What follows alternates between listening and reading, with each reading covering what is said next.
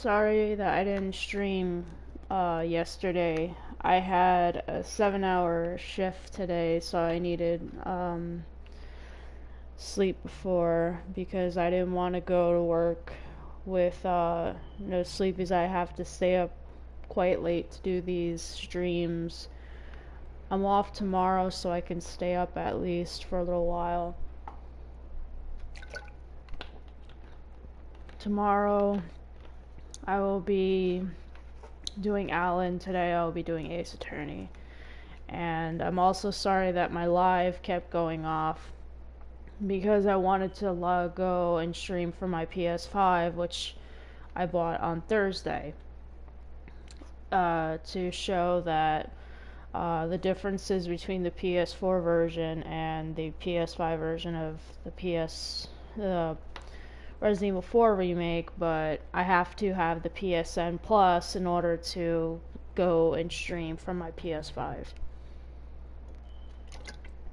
Which is unfortunate, but what can you do?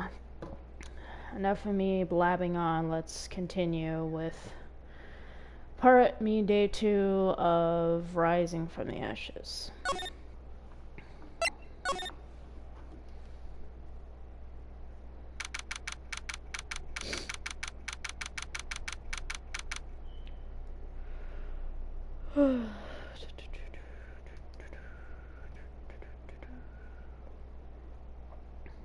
Let's see here.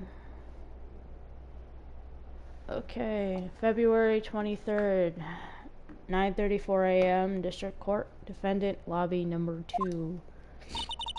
How did the investigation go yesterday, Mr. Wright? Frankly, there are still a lot of gray areas. Or rather, the whole thing is one big gray area.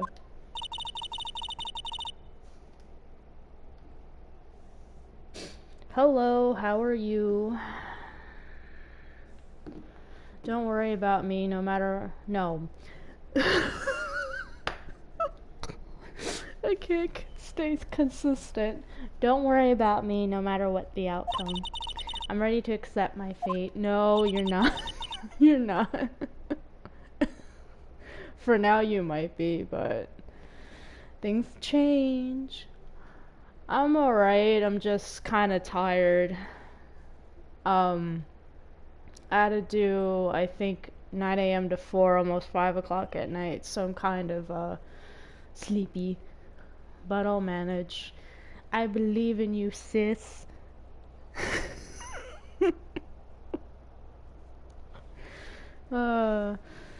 Everybody gotta be all, I believe in you.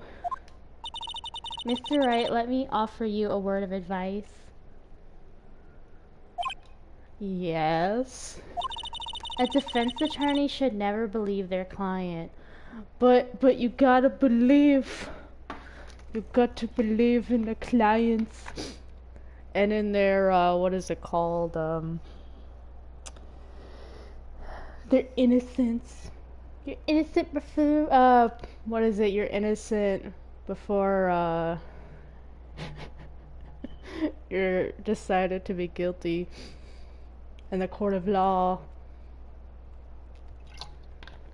But Ace Attorneys never follows the actual rules and regulations of the court of law. They could just randomly pull, oh, this is not the correct, what is it called?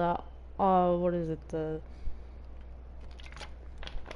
autopsy report. They're just like, oh, that's not the updated one.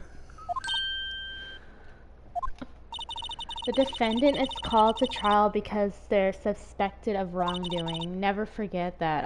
Of course, you're a suspect.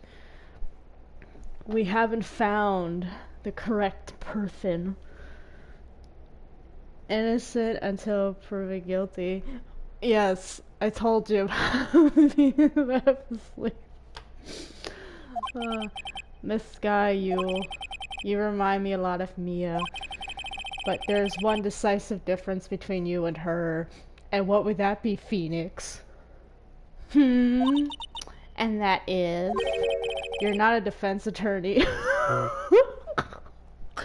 Well, no shit, Sherlock. She's a chief prosecutor.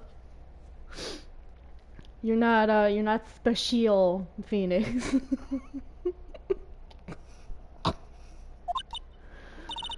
I believe it's almost time for the trial. Yes, good luck, Mr. Wright. I don't need your good luck, Lana. My first trial without a Fae helping me. Phoenix, you'll be fine. You always do fine. You always pull something out of your ass at the end. You always do. So bro, you're fine. There's nothing gonna happen to you. No one's going to bail me out this time. Bro, you're fine. It's not serious. Just do it. I'll be alone in there, so I have to discover the truth all by myself, all by your bare self. Hello. Let's do it, Mr. Wright. I'll be with you the whole way. Okay. Fun. February 23rd, 10 a.m. District Courtroom number 9. Oh, it's Edgeworth! The best girl. Court is now in session for the trial of Miss Lana Skye. The defense is ready, Your Honor. The prosecution has been ready for a while, Your Honor. Yes. Edgeworth. Baby girl. It's been 2 months, but I haven't been in a courtroom since his trial.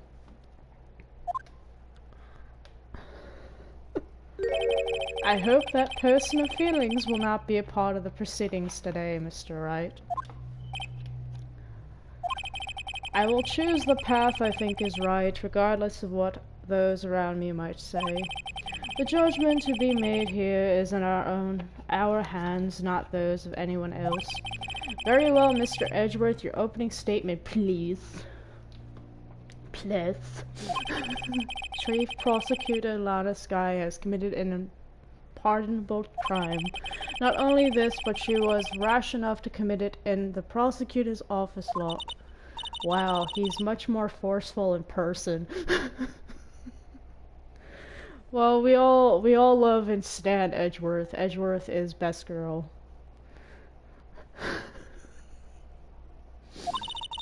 I suddenly feel like confessing to everything. What did you do? Nothing. So there's nothing to confess. Why are you even saying anything? What purpose is this statement? However, she will now pay for her rashness with her life. There was a witness to her crime. A professional witness. Professional where? Professional where, Edgeworth? Well then, call your first witness, Mr. Edgeworth. The prosecution calls its first witness Miss Angel Starr to the stand. The cough-up queen? Yeah. Oh no, it's the box lunch lady. With her food. No. No.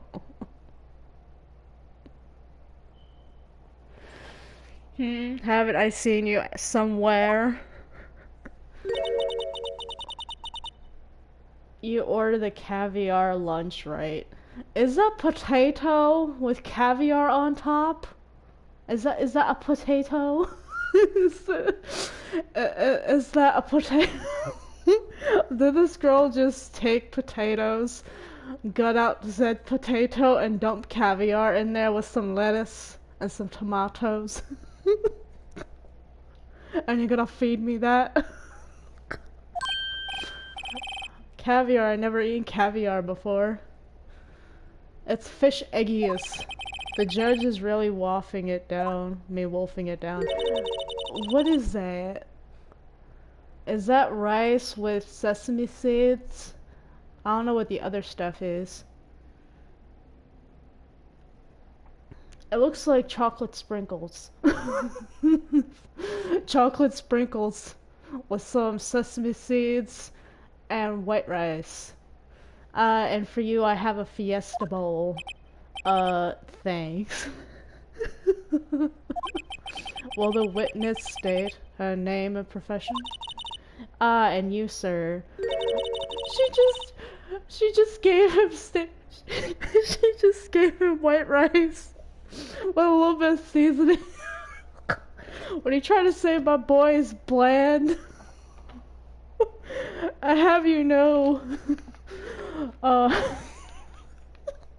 Miles has a lot of taste. Did you not see his drawer in his office with all the tea? The bro is a tea connoisseur, and you're gonna give this man bland white rice with a little dash of seasoning.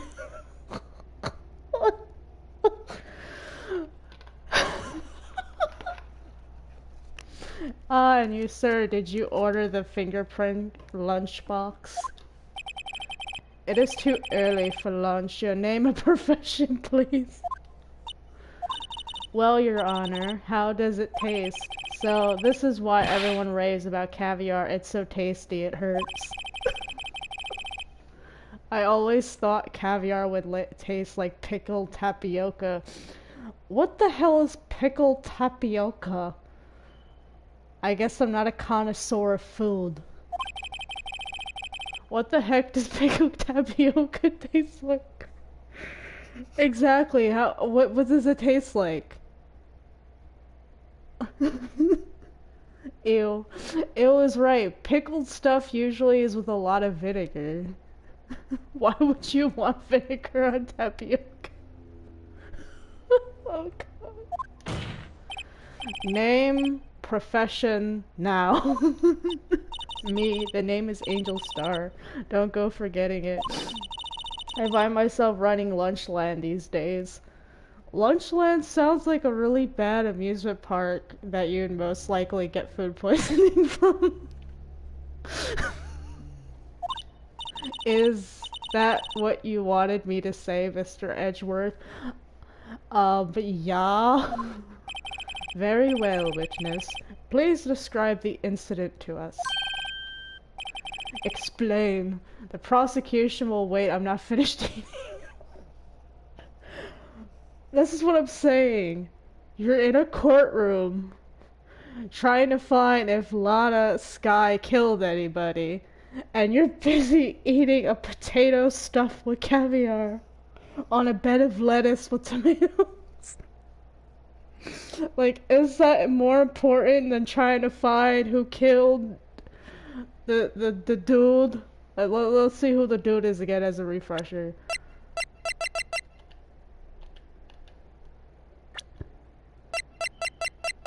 This man, Bruce Goodman. Bro said, let me eat. Well, I know this man isn't cooking, but let him cook. Hurry it.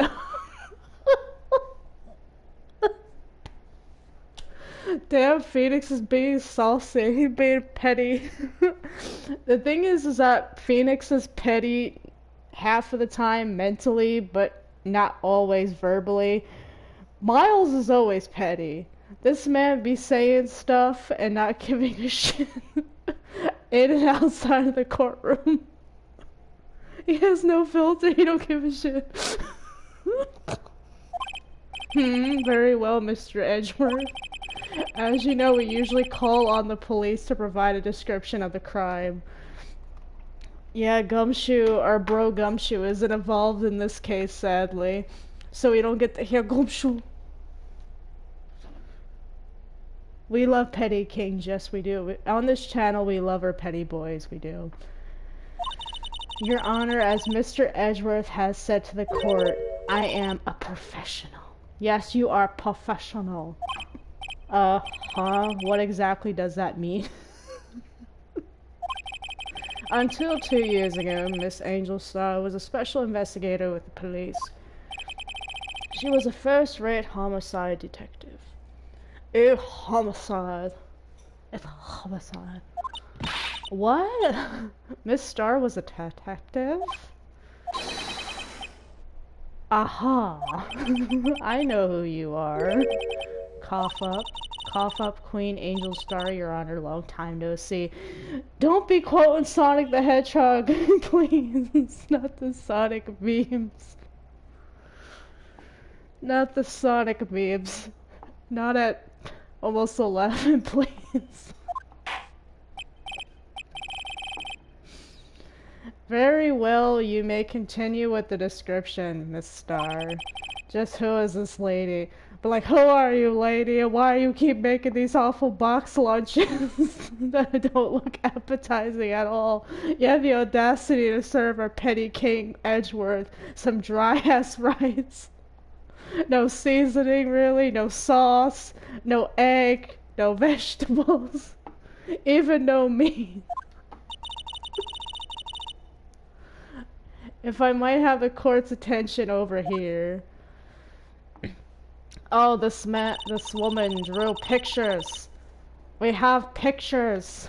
Yes, we have pictures. No, nothing. Yeah, this woman did not give this man anything on his rice.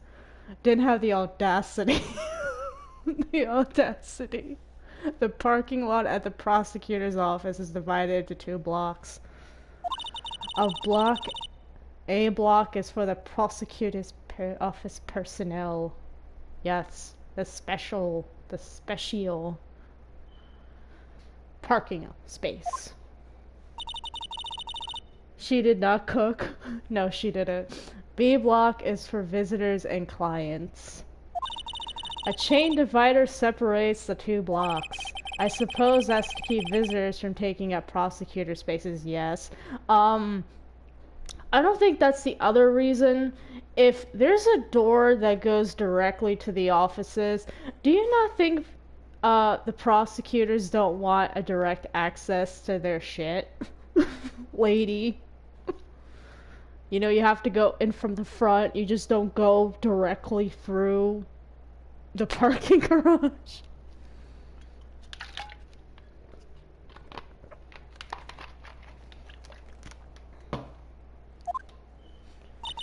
The crime took place by a car in the back of A block in the car's trunk. It's not any car. It's Miles Edgeworth's red car, okay? His bougie red car.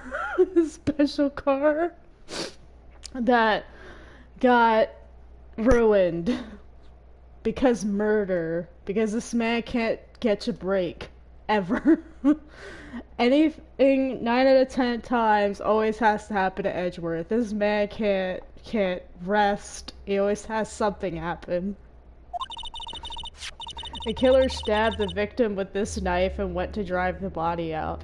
It's not any knife. Do you not see the red handle? That's Miles's knife. With a little blood stain. Because stab is stab.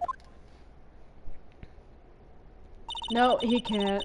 Unfortunately for her, there was a witness and arrest was made on the spot. And who was this valiant witness? Why, it was me, Your Honor. Parking lot floor plans added to the court record because we need more stuff.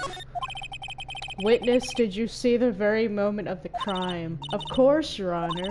Immediately after that, I implemented the chief prosecutor. It seems rather cut and dry, doesn't it?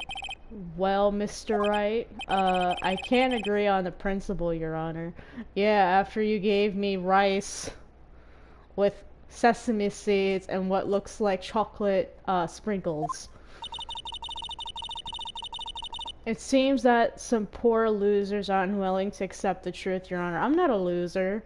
I'm just Phoenix. There's a difference. Shall I proceed to crush what little hope they have remaining?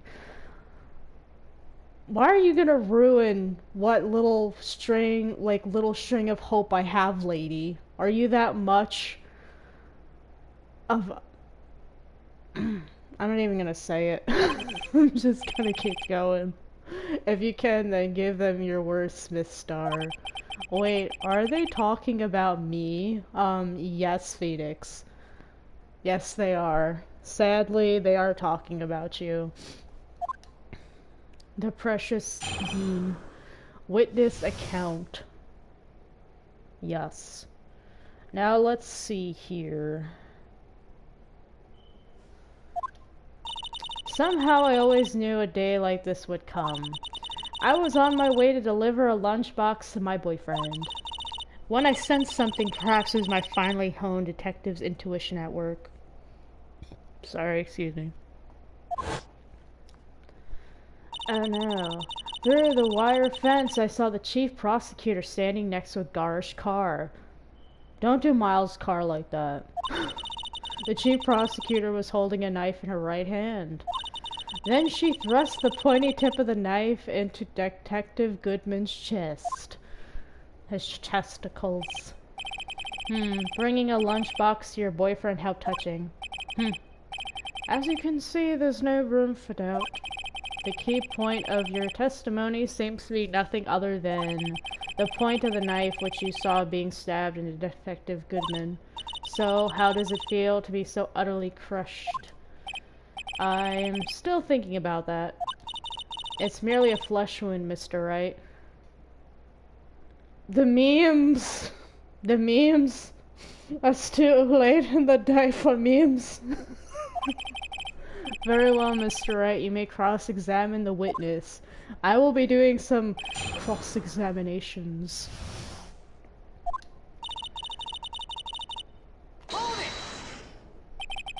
Sus, how did you know? I respect the prosecutor's basic abhorrence of crime, yet their methods are ugly and twisted.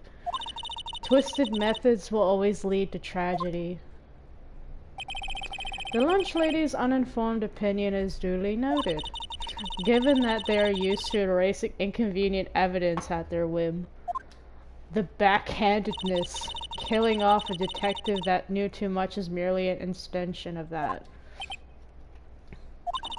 Miss Starr, do you have something personal against prosecutors? I felt that I had found my dream job when I became an investigator. And if I hadn't been laid off by those prosecutors over there, I'd still be one. Oh, someone's salty that they got laid off. I guess it was probably the food. Who knows? I don't know, but I wouldn't want your food lady laid off. She was fired. You're fired! You're fired. To be prosecutors are nothing more than worms. That said, I am a pro, as you know. My testimony is unbiased and flawless. Very well. You may continue, Miss Starr.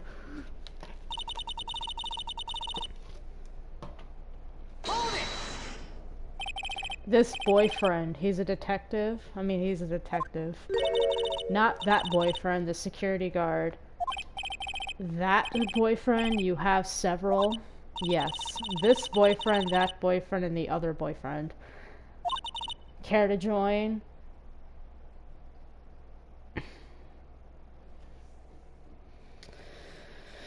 I don't know what to say anymore.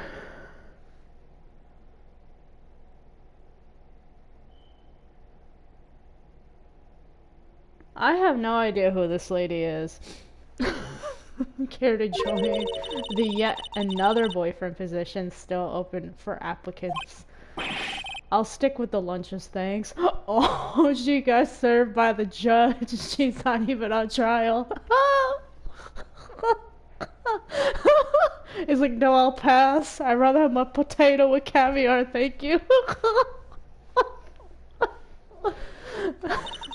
Note to self, the judge had to think before replying. Even she's petty.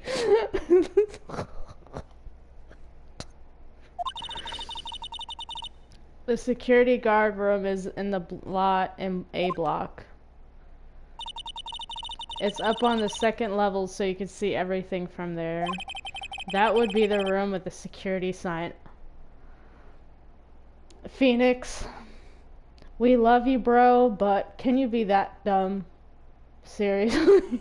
Like, of course that's what security guard is if it's not security. Incidentally, did you bring your lunch boxes by car? Since I'm a visitor now, I parked in B block. So she was in B block when she witnessed the crime.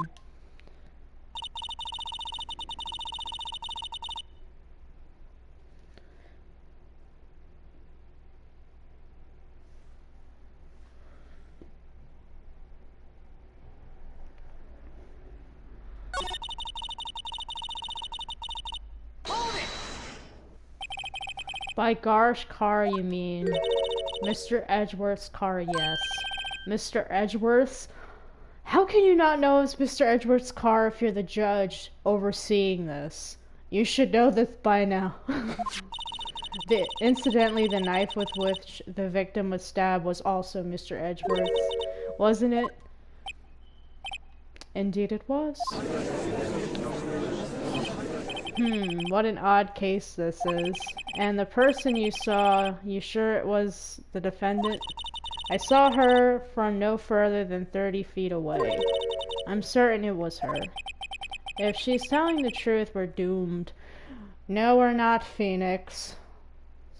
Stop. Let's just do what we can, even if we don't have any proof. We can always nitpick. Nitpick we shall. Witness! In your testimony, you clearly stated the following. Prosecutors are nothing more than worms. Argo. Stop copying Miles! Stop it. That's Miles's word. Stick to your objections. You are a biased witness. You might want to keep those silly opinions to yourself in the future, rookie. Huh, rookie? Krauser. I still, to this day in the remake, I still find Krauser to be Biff. He looks like Biff from Back to the Future. So I just like, it's Biff. Or Biffy Biff when he's not ruining my streams. Unless you're willing to risk the consequences of doubting me. I'll fry you like a fritter, crispy on the outside, chewy on the inside. That was inspiring. I believe I've heard that tagline elsewhere. You can cry plagiarism. More pettiness from Emma. Yes. I may be relegated to the lowly post of a lunch lady, but my instincts are honed. A photograph? You took this? The moment I witnessed the crime, my reflexes took over and snap, I took a picture. In fact, one of my lunchboxes rigged with a camera.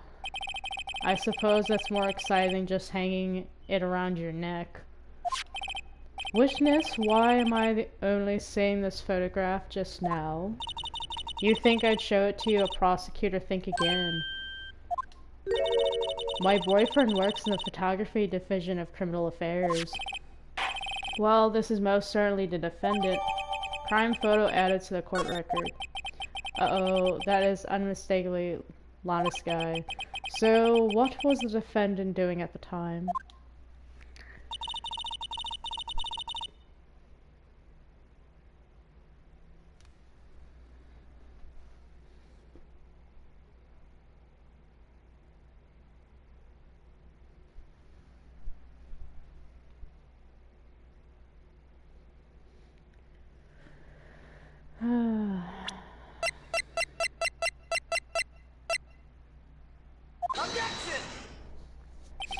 And you witnessed this? You saw this guy stab the victim with the knife. As I've already said, yes.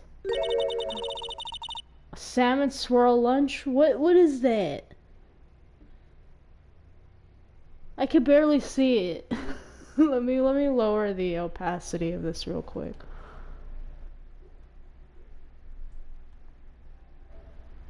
What the hell? Oh, wrong button.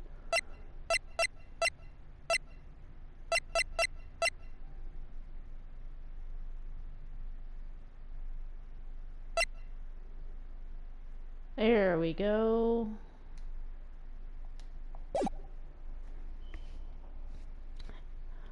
What is that? That's literally just rice with a swirl of sauce. And you had the audacity to put the sauce in there. So what's the point in that?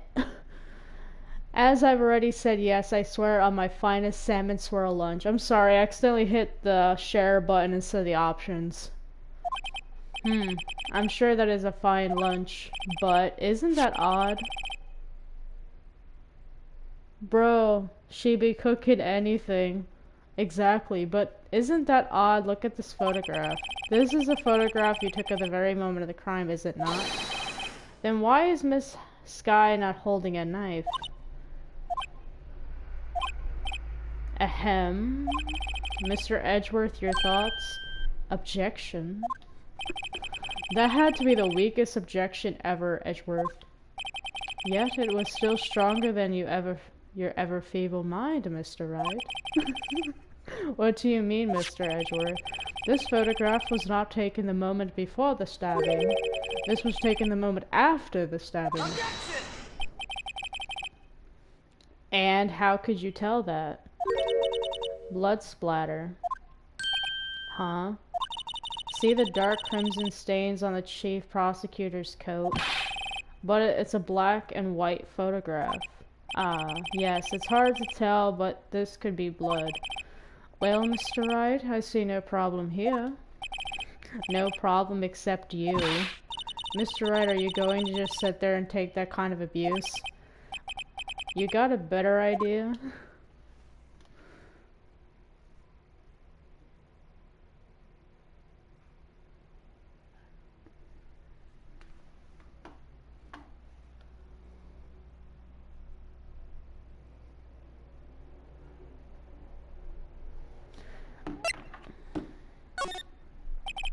Now that you mention, I see no problem here, other than myself. No, Phoenix! No, bad Phoenix. Shame. We don't talk about it, said shame. Mr. Wright, you can't just let him walk all over you. That's just sad. Feeling sad, Mr. Wright? I had to do that for the achievement, because you have an achievement where you get all her box lunches, and that's the only way to get that box lunch. Feeling sad, Mr. Wright? Perhaps a bittersweet first love lunchbox is in order. Not gonna lie, the little carrot hearts are kind of cute. Well, that was a waste of time. Let's continue with the testimony. Perhaps I should have dug a little deeper with your little shovel. Now I gotta use the same thing again, but I have to choose objection, so I'm just going to skip through the text.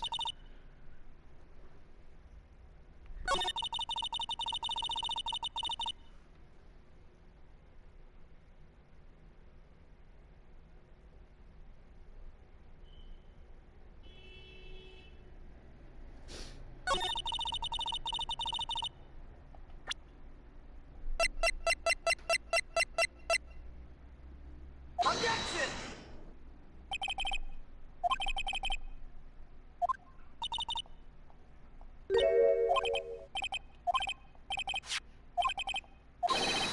I already read this all, so I'm just gonna skip it.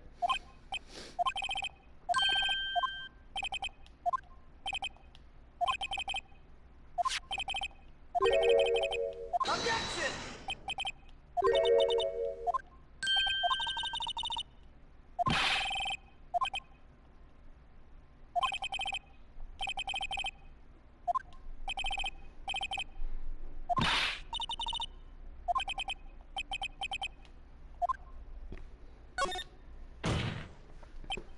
Wait, that contradicts what the witness said in her testimony. Namely, that she took the picture the moment she witnessed the crime. Well, it seems I was slightly unclear. My apologies. You can't backpedal. You can't do that.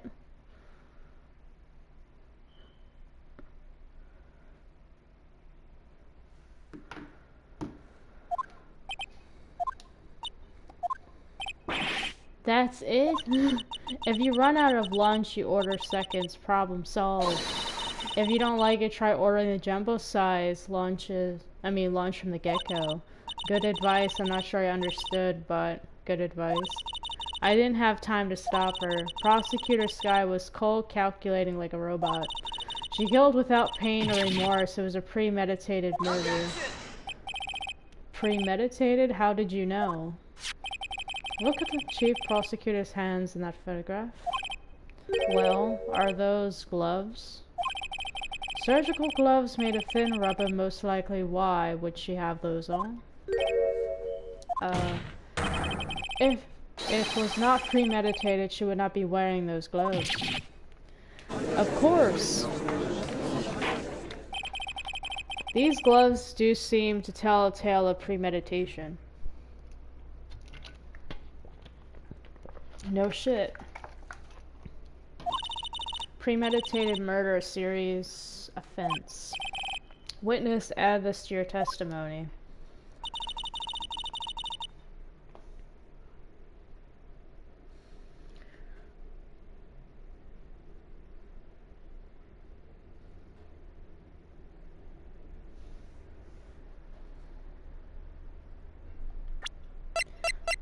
Objection!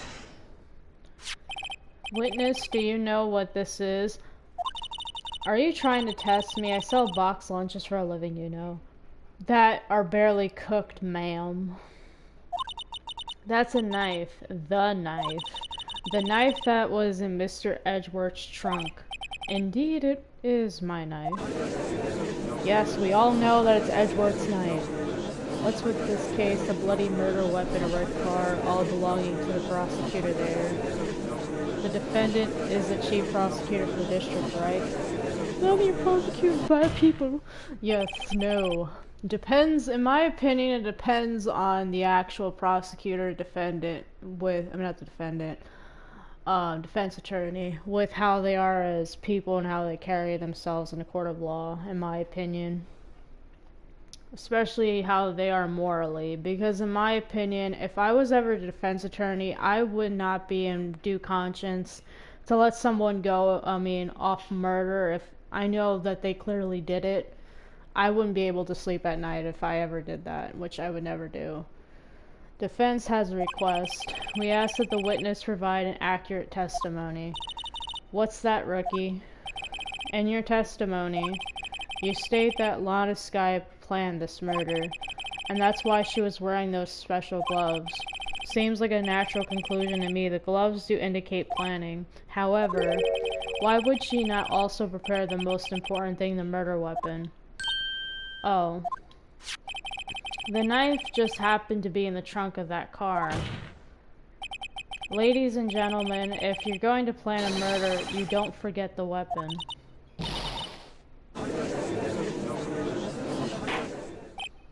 Order, order, order. Great, now the tide is turning in our favor.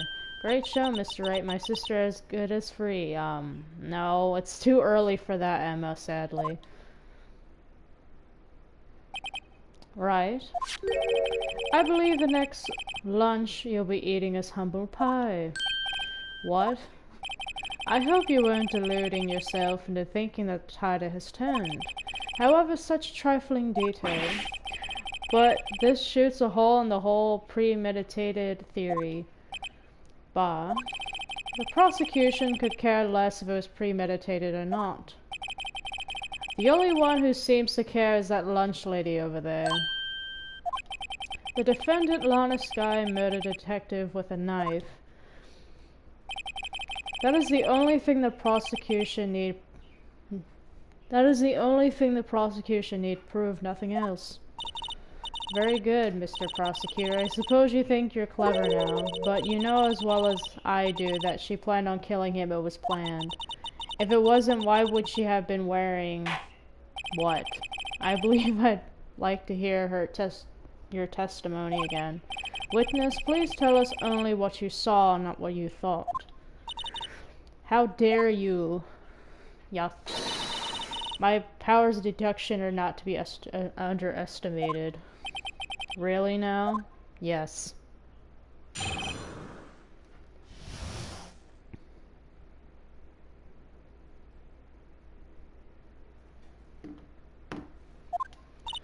Lana Skye is intended to murder Detective Goodman.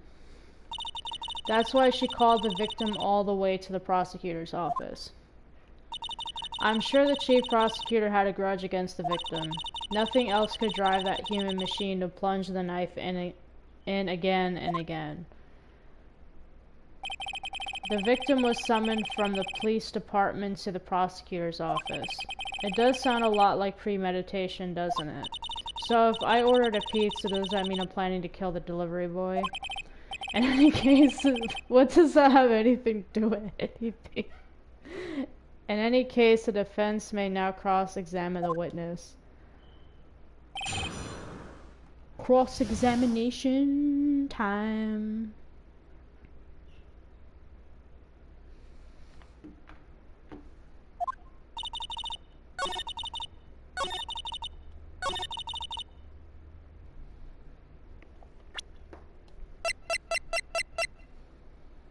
Objection! You say she stabbed him again and again, but you couldn't have witnessed that. Are you testing me? Then I'll test you. Is that just grass? Is that moss? She just put moss in a box and called it a lunch. What the hell is that supposed to be? What the fuck? Oh. I don't even know what to say. She just served this man moss. What did she just find moss somewhere and stuff it in a box?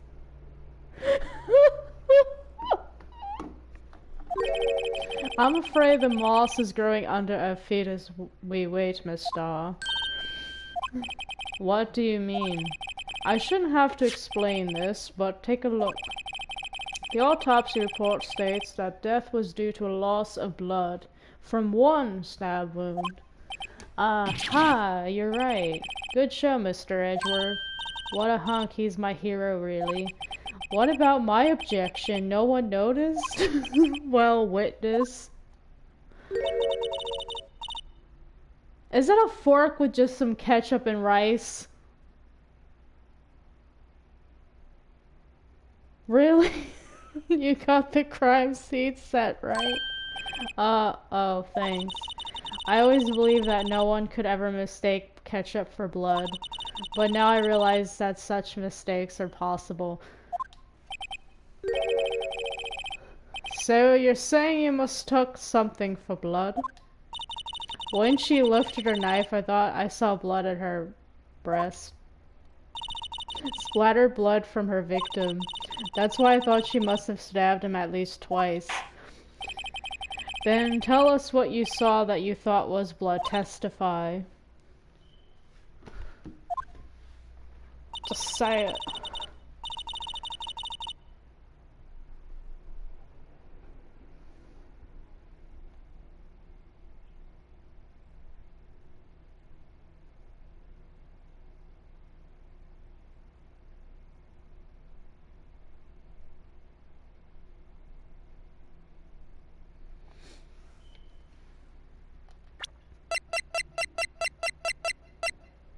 Objection!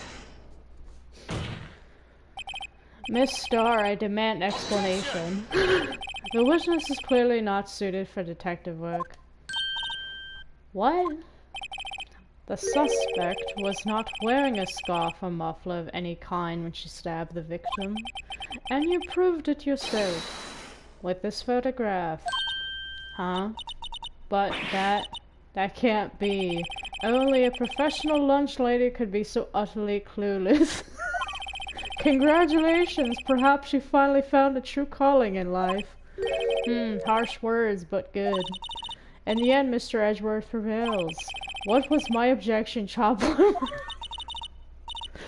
But it was there a scarf, know that, but something red, really. Well now, where were we? The witness has given us an entertaining interlude, but back to business. What? Very well, witness. Continue your testimony. You saw the crime and apprehended the suspect. Tell us about that. Very well. I do remember some things accurately, at least. Ultimately, we couldn't shake the most important part of her testimony. The most important part? The part where your sister stabs the victim. This next testimony might just be the moment of truth. Drum roll, please. Apprehending the suspect.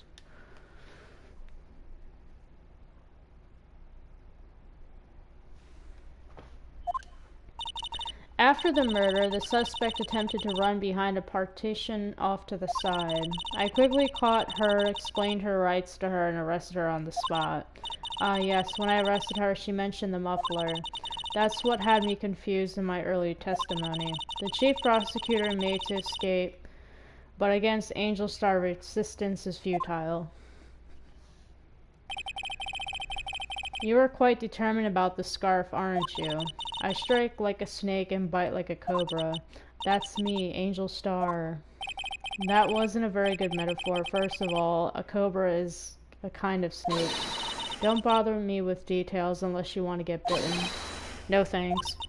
Note to self, Mr. Wright is a weak against poisonous snake bites. The chief prosecutor tried to resist, but her efforts were in vain. She knocked my hands aside, kicked over an oil drum. An oil drum? Hard to imagine. Oh, she's beautiful but deadly, a predator, this one, a leopard woman. Very well, Mr. Wright, your cross-examination, if you will. Yay, we get to cross-examine. Yay.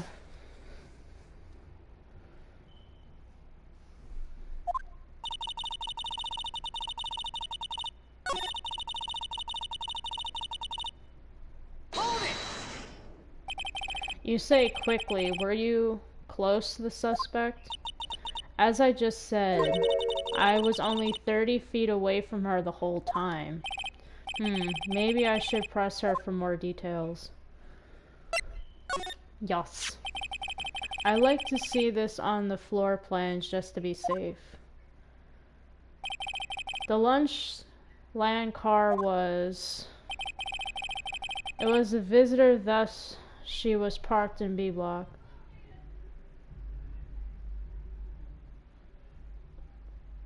I seriously don't like when people blast music really loud late at night. I don't know what purpose it serves.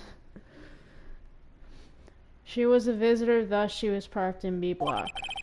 So you witnessed the murder from here. That would make it about 30 feet from the car, yes. Is that correct, Miss Starr? Yes, that's right. But there's a chain link fence in front of you. I went over it, of course. Amazing, the cough-up queen lunch lady athlete indeed. It would have taken her a little time to climb over the fence. So she couldn't have gotten to my sister that fast. Yeah, that fence was about 9 feet high, too. So how did Miss Sky not get away?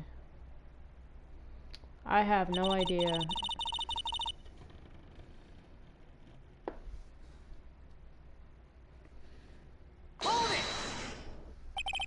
She mentioned the muffler. What exactly did she say?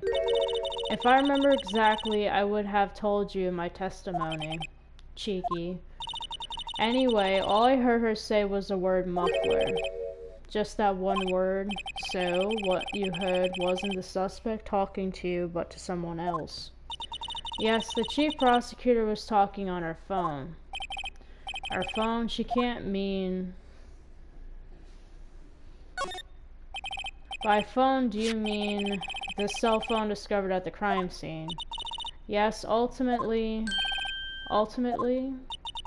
My memory is like a salmon heading upstream, you see. What does that have anything to do with anything?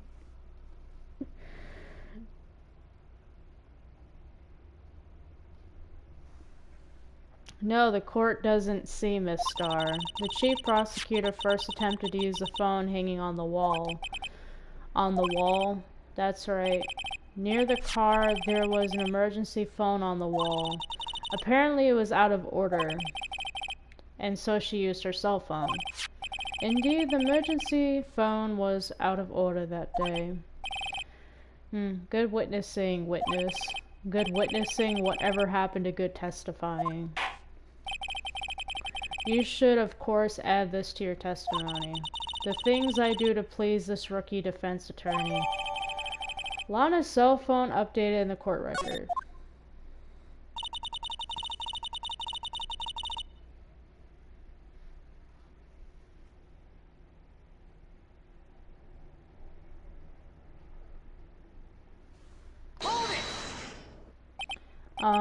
Do you think you could restate your testimony for the court? Aha, I was going to ask the same thing. I'll only say this one time, so listen close, rookies.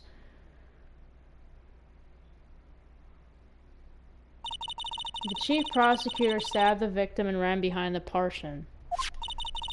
Then she picked up the emergency... Excuse me. Sorry. And she picked up the emergency phone on the wall, but it was out of order. So she pulled her own cell phone out of her pocket. And during that time, you climbed over the chain link fence. Then, when I boldly grabbed her arm, the chief prosecutor hung up her phone. And you saw her doing this? What is it, Mr. Wright?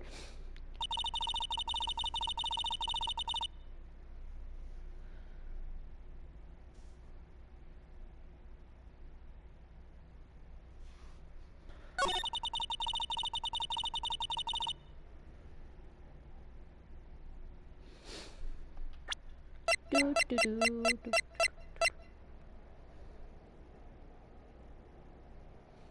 Objection!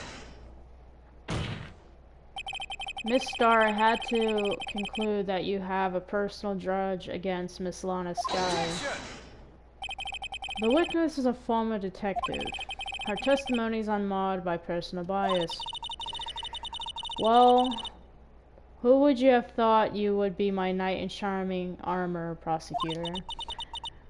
You who, together with the chief prosecutor, kicked me out 2 years ago.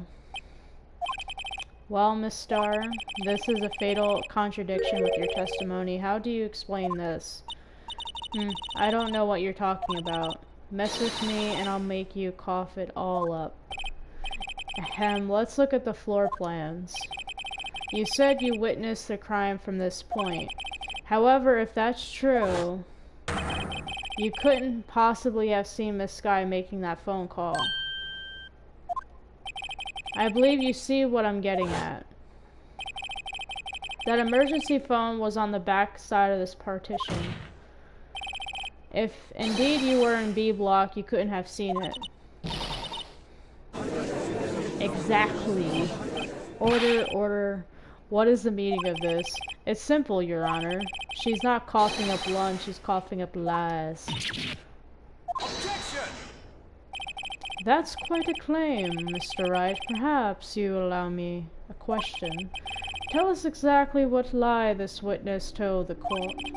Here's what the counterattack begins. I can't afford to get this wrong. The witness lied about...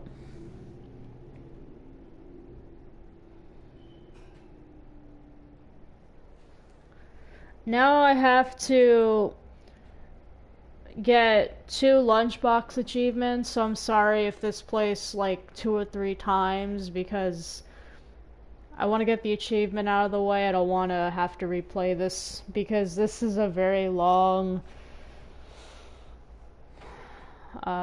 chapter.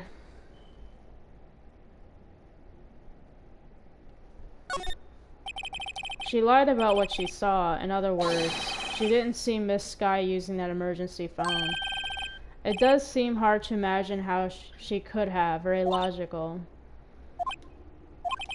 What's the matter, Star? Cat got your lunchbox? Mr. Wright, I hate to bother you while you're celebrating your victory, but why would Miss Star lie like that? Huh? Why would she say that my sister had tried to use a phone but failed? It doesn't make any sense. Why lie about something so insignificant? Oh, dang, she's right. I mean, maybe she really did see her try to use the emergency phone. I see no room for doubt here. Why? No, not the watermelon with rice. It looks like she just took rice, took the seeds out of the watermelon and put it off to the side. No. This woman, man, with this saucy food. Why? This looks so bad. Mr. Wright, I thought you had something here. One more try. I see it in your eyes. You haven't learned your lesson, have you? Tell us exactly what lie this witness has told the court. Yes. Now I have to do this 2 more times to get the other nasty food. Do not let her in the kitchen. She'd probably be one of those anime characters that once she starts the stove, like the whole kitchen catches on fire or explodes. You should probably breathe and it just like catches fire. Because the appliances are like, nope, nope, we're not having this woman. Nope, nope, nope.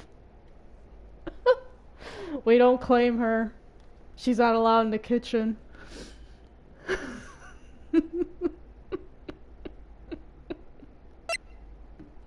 Let's see what other nasty food she shows. She lied about the order of events. This guy used that emergency phone before the murder. I see, I haven't thought of that. Edgeworth is like, did this peasant just say something so stupid that took the wind out of her sails? Mr. Wright, I hate to bother you while you're celebrating your victory, but why would anyone use the emergency phone before the murder, huh? Just when you think he can't sink any lower, he amazes me. I applaud you, Mr. Wright. Is that just an orange peel on rice? Did this woman just take the entire orange, put it off to the side, and just cover this rice with an orange peel? I guess that teaches me to not get excited before the evidence. One more try. Alright, now this is where we actually continue on with the plot.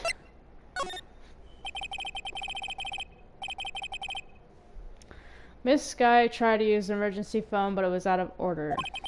What is significant about this fact? Nothing. Therefore, it would be pointless for Miss Starr to lie about it. Pointless to lie, I see. But say the witness did actually see Miss Sky using the emergency phone. It would mean Miss Starr witnessed the crime from a different location. Objection! A different location? Now that's a pointless lie I've ever heard one. Objection! Before you call my lie pointless, at least let me tell it. Oh! Oh! Where we're getting,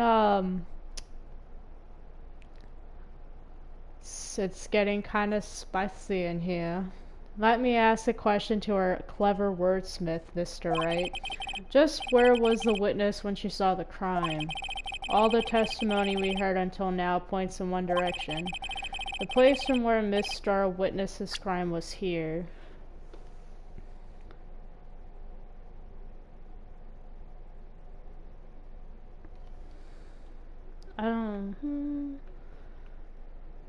Dude.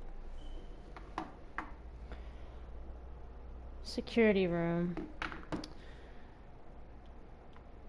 Take that! This is the only place where she could have been. The security guard room. Indeed, the security guard room in the underground parking lot is well positioned. It's built on the second floor so you can see the entire lot. She would have been able to see the emergency phone from there, but why there? There are many other places where she could have seen the phone. Not in this case, Your Honor. The witness, not being part of the prosecutor's office, couldn't park in A block. The only place where she could have seen the crime in the back of the partition is here. I remember in your testimony you said you brought a lunch to your boyfriend in the security guard room, yes? Well, Miss Starr, how many years have I been getting the better of men? To think that the tables could be turned. Today a man has got the better of Angel Starr. Backhanded compliments. Order, witness. What have you done? You used to be a detective. You should know better. I'm not turning back. The guilty will be punished, and I'll do what I must to make sure justice prevails. The guilty. Is she talking about Miss Sky? Mr. Wright, does this strike you as odd? Why did Miss Starr lie? It doesn't make sense. Huh? She could have just said she saw the crime from the security guard station. It wouldn't change anything.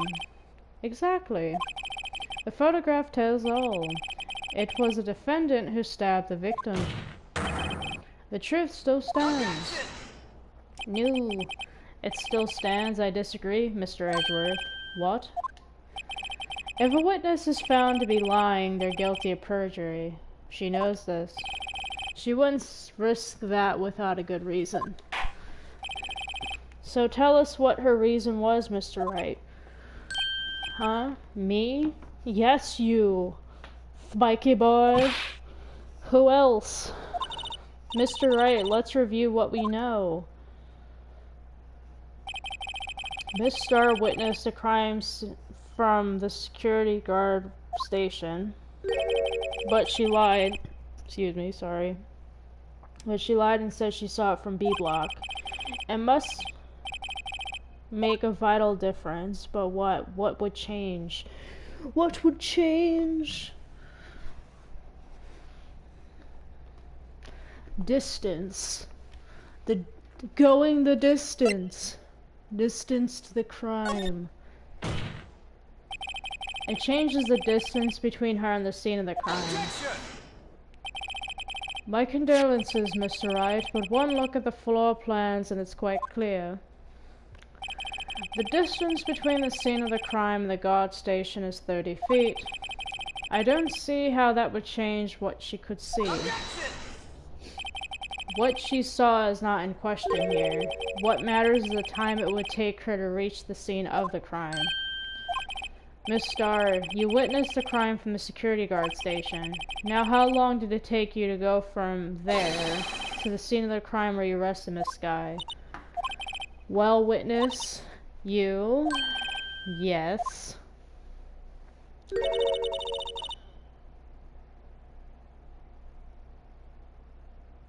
Those look like little onion rings, but they're made of squid. You didn't have any audacity to do anything to the squid? Anything to the squiddy squids? You ordered the squid wheels, right? The quality of my lunches has gone from low to inedible. I was bringing a PB&J lunch with fresh boysenberry jam to my boyfriend. Boysenberry for the boyfriend. Every time I hear boyfriend, if you guys ever watched, Chowder, I'm not your boyfriend! Panini. It's like, I'm not your boyfriend!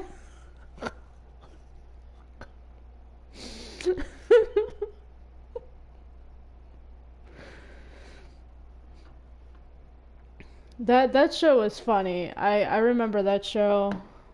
So do I. I remember like Schnitzel and Mungdal and what's her name? Truffles. Mungdal. He wasn't in the station, so I waited. I witnessed the crime from the glass-walled station. And before I knew what I was doing, I found myself running towards the scene. But the door was locked, I couldn't open it.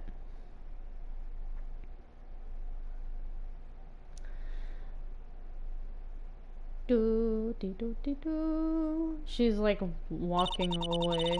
That's why I had to go through the visitors parking in B block. That's quite a detour. It probably took me at least 5 minutes to get to the scene of the crime. 5 minutes? At least it wasn't 7 minutes. 7 minutes. This changes considerably, but it was that woman over there in the defendant's chair who stabbed him. I know it, I have photographic evidence. I swear it. I swear it on my finest plastic spork. Sporks. I don't even understand the use of a spork. It's just a spoon with little spikes on it, but it sucks at both uses. It can't pick up anything, and you can't use it for liquids. So what's the point? I used to hate those in grammar school. Especially when you're trying to eat and you're trying to stab something and it won't go on the spork. You have a point, and the spork is a wonderful invention. No, it's not. It sucks. It's horrible. It sucks at both. You can't pick up anything and you can't drink anything. You can't use it for soup and you can't use it for green beans. It doesn't go in the green beans. I remember when I was a kid, I was trying to stab it with a fucking spork and it wouldn't go on the stupid thing. The poor beans were like, no. Get the potato with the caviar out of my face, please. No. Would you like another caviar lunch? No, we don't want no more potatoes. Stuff with caviar, please. Absolutely. Uh-oh. Mr. Wright, you have to do something. Do I have any evidence to stop this?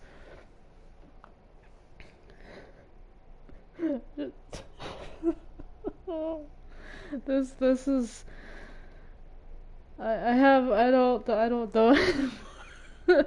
know anymore.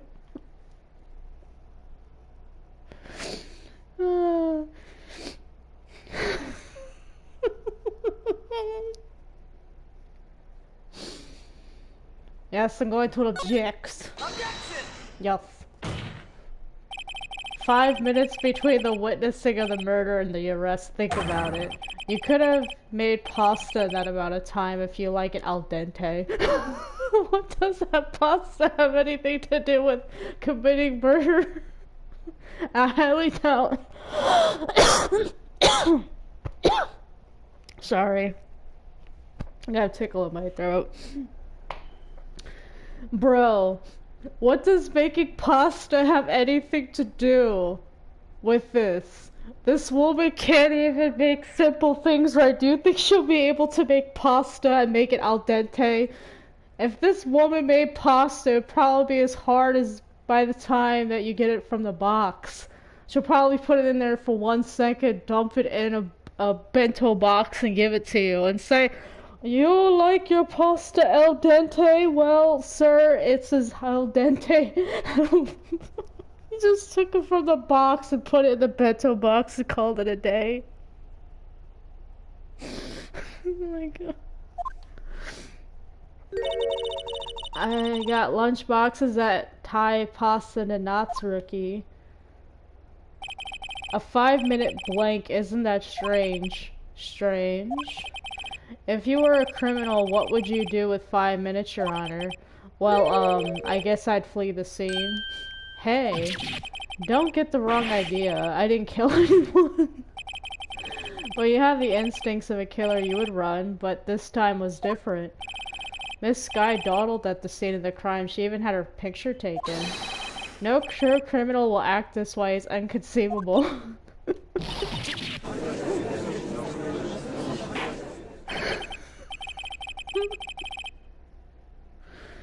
Al dente, probably burn it.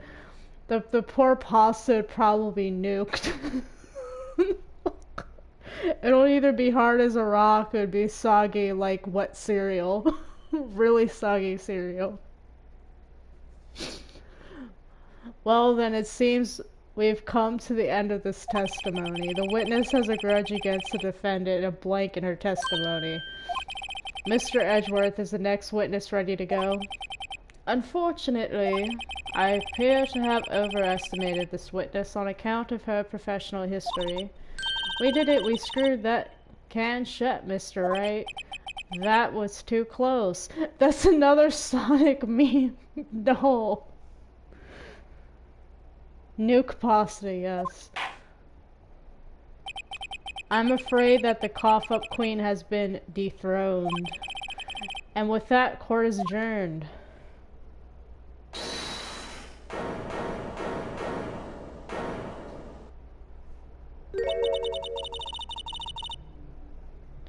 Mr. Edgeworth, you ordered the squid wheels, right? That's the one she tried to foist off on me. I prefer to not take the defense team's leftovers. Anything else to say? I might be able to save you. I have decisive evidence. What was that? Is this another one of her trick lunchboxes? My apologies, but we have no further questions to ask of you, Miss Starr. Ah. Is this your jumbo lunchbox? Woohoo! A triple decker. Out of deference to the witness determination, allow one more testimony. Let's hear about this decisive evidence. Like the Lunchland motto says, you won't be disappointed. Everything you have shown me, lady, with your lunches has been disappointing. What's she going to pull out of her lunchbox this time?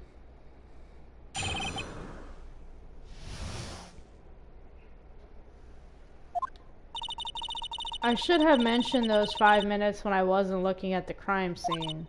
And now, to the matter of the victim's shoe. Did I not bring this up?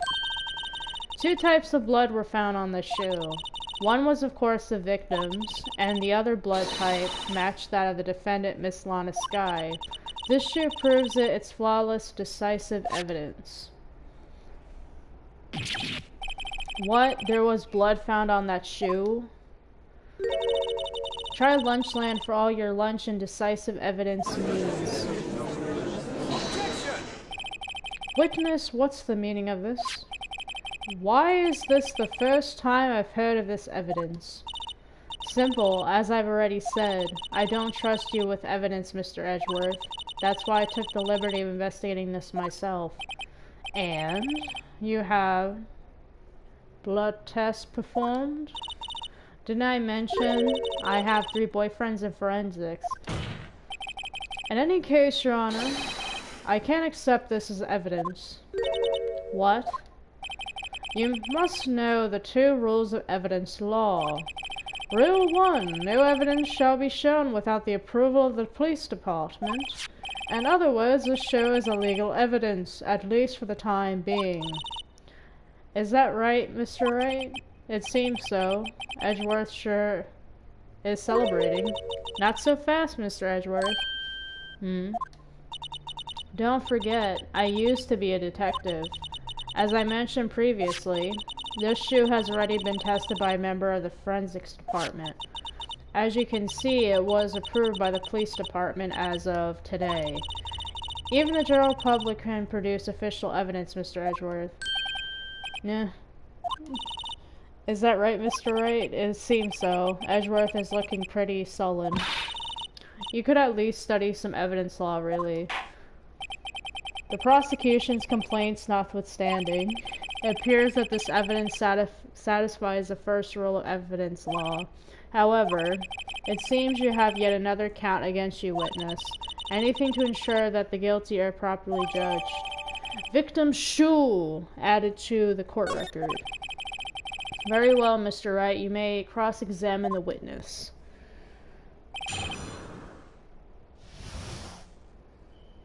Now I have to press every statement. Oh. Why would you lie about those 5 minutes? I guess you could say I just wanted people to look at the results.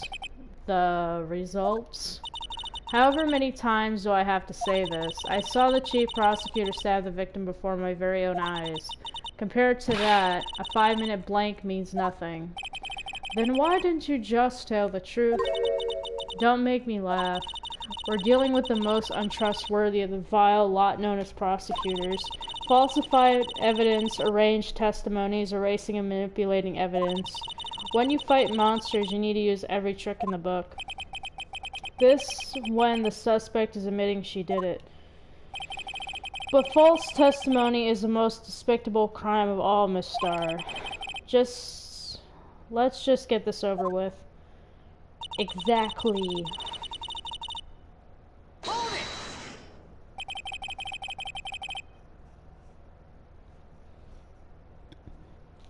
And you found this shoe at the scene of the crime. I detained the chief prosecutor and notified the police department. I wanted to make myself useful while I was waiting for the police to arrive. So, like an ill-trained pooch, you snuck off with a shoe. He called her a dog! That's what I'm saying, like, Edgeworth doesn't care what he says. He doesn't really hold back with the pettiness. He's just... Like, Edgeworth just says whatever comes to mind. He has no filter, and we love our petty king. I was afraid someone would erase the chief prosecutor's crime. This shoe was my secret weapon if that should happen. See this fashionable basket I have here? It carries more than lunchboxes, gentlemen. I'm happy for you and your lunchbox bag, really. In any case, you removed valuable evidence from the scene of the crime. Now tell us what you did next. Yes, tell us, woman, tell us. So you brought it to the forensics department with your boyfriends. If you're going to submit something as evidence in court, you need it approved. To do that, evidence must be analyzed by a forensics expert.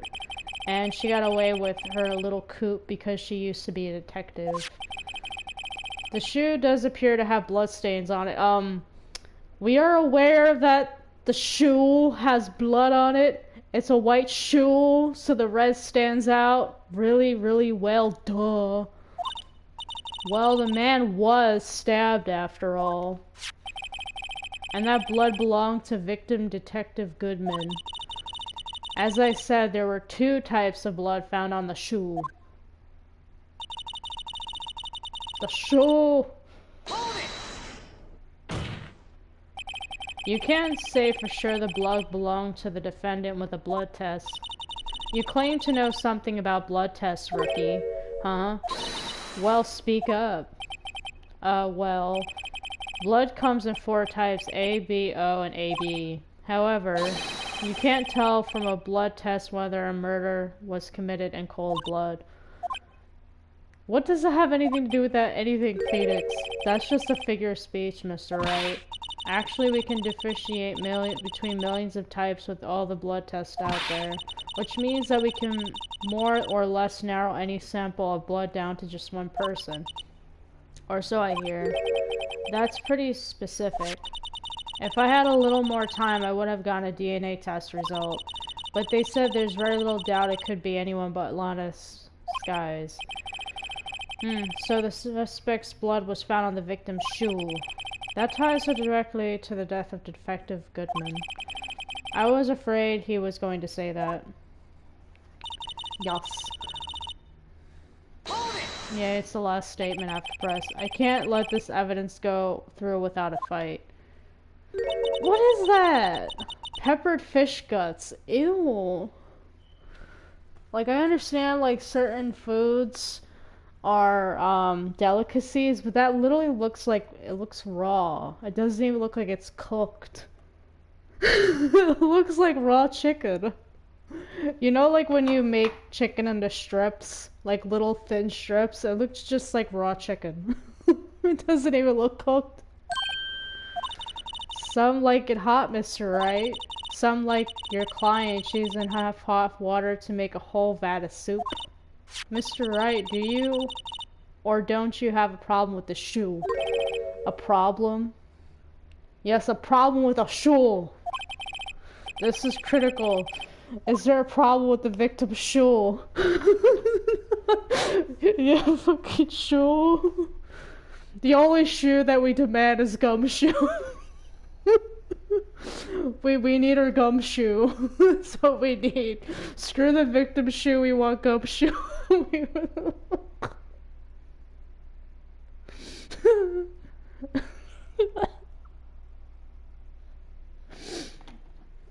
There is a problem with the show. If I'm not imagining things, I'd say there's one critical problem with this evidence, a clear contradiction. That gleam in your eyes. You're still young, rookie. I give you a peppered fish gut now. But you couldn't take the heat, could you? It looks cold, ma'am. It doesn't look cooked. Let's hear what Mr. Wright has to say. What is contradictory about the victim's shoe? Show us the problem with this evidence.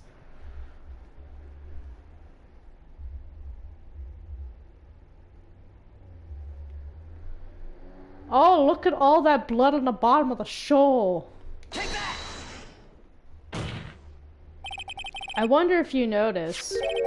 There's blood on the bottom of the shoe. Don't mess with me, rookie, or it'll be your blood on the bottom of my shoe. Indeed, there's quite a bit of blood on the bottom of the shoe. It makes sense. The victim was stabbed with a knife.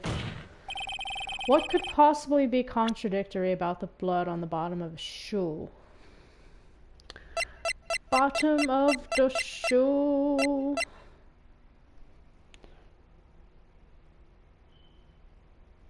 Take that! The problem lies in the footprint. The footprint. Note that the bottom of the victim's shoe is covered in blood. Then, isn't it strange? Why weren't any bloody footprints found by the scene of the crime? Aha! As you can see, there was no traces of any such footprints at the scene of the crime. It contradicts your claim about the shoe. Objection! This picture only shows part of the floor, so there could have been bloody footprints. Objection! Then where are they, Mr. Edgeworth? Yeah, where are the bloody footprints, Edgeworth? Where are they? Look at Batman. Because we checked the scene and nothing... We checked the scene and found nothing of the sort. Order, order, order. Well, witness? What, huh? Great going, Mr. Wright, but... It's true that the lack of a footprint is a contradiction, but then we have to ask why there wasn't a footprint. Well, it could have been cleaned. You know, stuff exists for that. Oh, that's true. There has to be a reason why there wasn't a footprint. Think, Mr. Wright, think. Hey, I don't know why it's not there. I'm just good at finding contradictions. And pulling stuff out of your ass when you need to. What? I see. Now I get it. Get what? Our witness is more devious than I give her credit for. We were hoodwinked to the very end. But she slipped. There's one vital hint to the truth in her testimony. What are you talking about? Think back to when she told us about apprehending the suspect. The chief prosecutor tried to resist, but her efforts were in vain. She knocked my hands aside, kicked over an oil drum. Oh, she's beautiful but deadly, a predator, this one, a leopard woman. I thought that was a strange thing for the normally cool-headed chief to do. No kidding. Now, witness, allow me to ask a very simple question. This oil drum, was it empty? Oh, that, I'm not sure I like your attitude, Mr. Edgeworth. Though apparently you're not the slowest conveyor belt in the lunchbox factory. Witness, well, was the oil drum empty? The oil drum kicked over by the chief prosecutor was brimming with water. Water? What does that mean?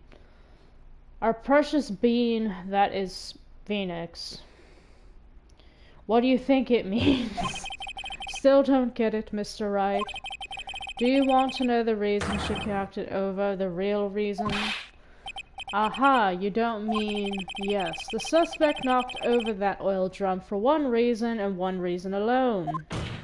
To erase the blood stains that would become evidence against her. That ties things up quite nicely. The bloodstains left on the victim's shoes tie her quite clearly to this murder. Then after the deed was done, she knocked over the oil drum to erase the telltale signs. Why, that's a prosecutor's specialty, erasing evidence. That reminds me, Miss Skye's right hand was hurt. Didn't she say she cut herself when she stabbed him? So that's when my sister's blood got on the shoe. Well, I see no reason to prolong this trial. Mr. Wright, do something, please. What? What can I do? What would you do for a Klondike bar? Your sister has confessed to the crime and she tried to conceal it. But enough. There's no need for further debate. The verdict, Your Honor? Very well. But Angel Star's on the prosecution's side. She could have been lying about the water. This court finds the defendant, Miss Lana Sky.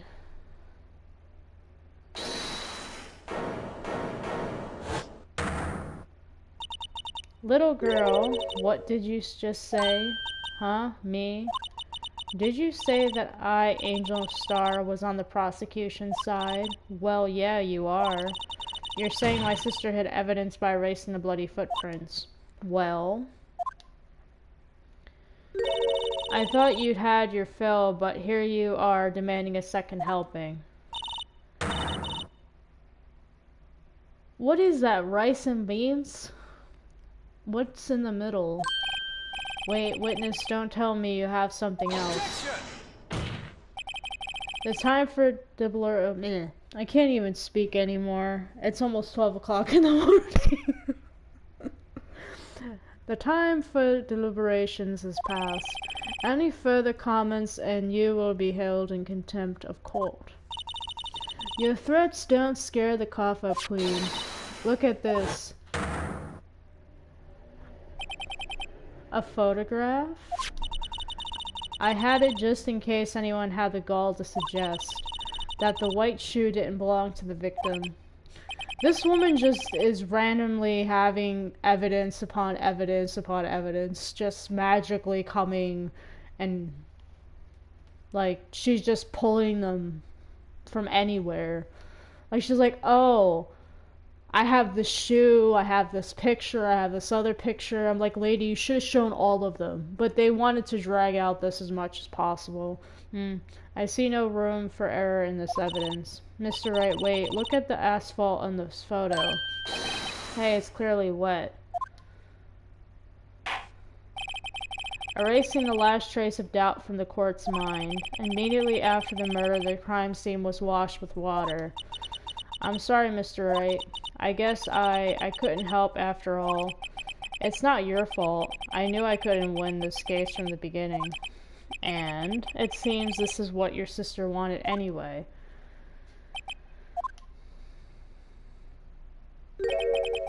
I'm sorry, Mia. Right? Wet or not, don't be so quick to throw in the towel. Get yourself off the asphalt, take another good look. Don't give up, not until the bitter end. This is the last piece of evidence. Very well, this time I'd like to declare a verdict for good. Be like, no! Your Honor, wait. What is it with you people? Can't I hand down my verdicts in peace anymore? No. Whatever it is, can it wait? No, it can't. Then it will be too late.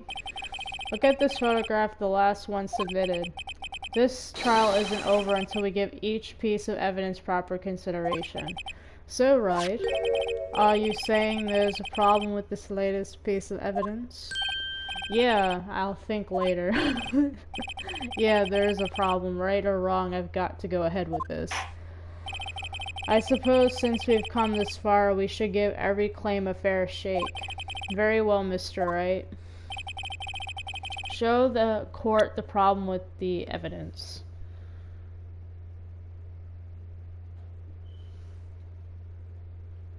It is the muffler in the exhaust pipe.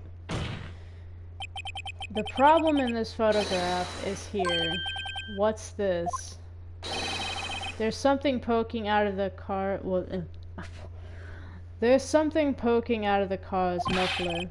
Just wait I can't even talk anymore. Wait just a moment, Mr. Edgeworth. Your Honor, you just said muffler. However, I see no trace of a muffler or scarf of any kind in this photograph. What do you think is hanging out of the exhaust pipe? It looks like a piece of cloth. A muffler is also part of a car or motorcycle, Your Honor. Just think of it as part of the exhaust system, a pipe. I see, and I see. What's that suspicious looking cloth sticking out of the car's muffler? So what if there's something sticking out of the muffler? What does that have anything, What does that have to do with the case? Nothing, absolutely nothing. Objection! Sorry, Miss Starr, but it's not going to be that easy.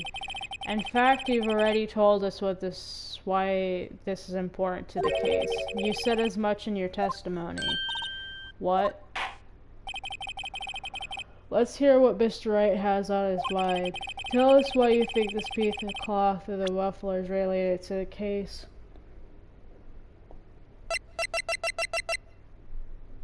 Take that! Miss Starr, recall your testimony for the cart. Yes, when I arrested her, she mentioned the muffler. That's what had me confused in my early testimony. Muffler. Yes. Could it be that the muffler you heard mentioned was stuffed with a scarf? Was actually this exhaust pipe? If so, that means that this piece of cloth is vital evidence. Oh. Yeah. Yay. And ironically, this is only one other day. While it seems we have to suspend the proceedings. Suspended? I find myself wondering about that piece of cloth. If we leave any question unanswered here, we do a disservice to the law. Have the car at the crime scene inspected at once and bring me that cloth. The verdict will wait until we have seen all the evidence. Agreed? I suppose so. Phew. That was close, but we made it, at least for now. This court will adjourn for a 30-minute recess. It's lunchtime after all. He's still hungry? No, I guess he has to do something else. To be continued. And we have another trial right after.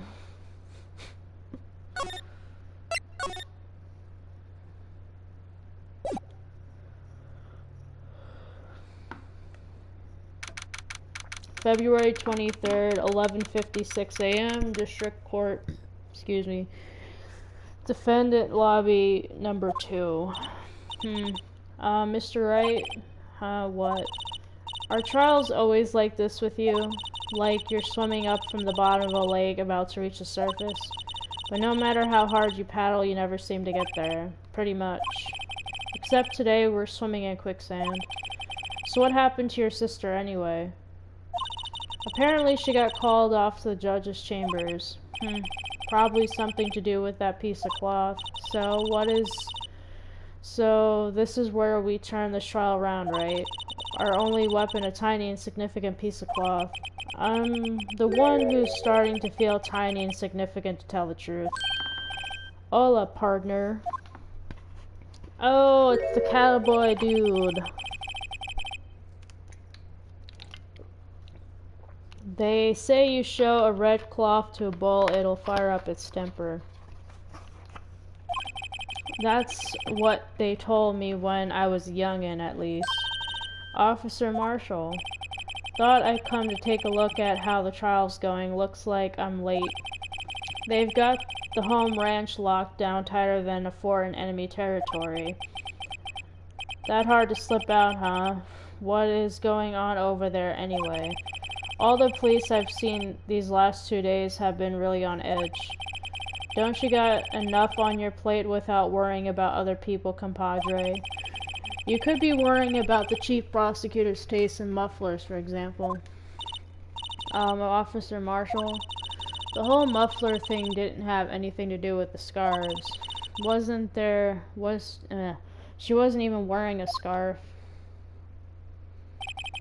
You don't say. Now, don't that just beat all? I've seen the red breeze blow at her slender neck many a time. I saw it that day, too. She was wearing a red muffler. What? At the awards ceremony that afternoon, Edgeworth's seen it too, I'd reckon. What does that mean? It means that she had it, and then she took it off. Obviously. And the photograph taken at the crime scene, she wasn't wearing a scarf. So, Miss Starr wasn't mistaken? Well, it's about time. Remember, partner, sometimes you gotta grab the bull by the horns.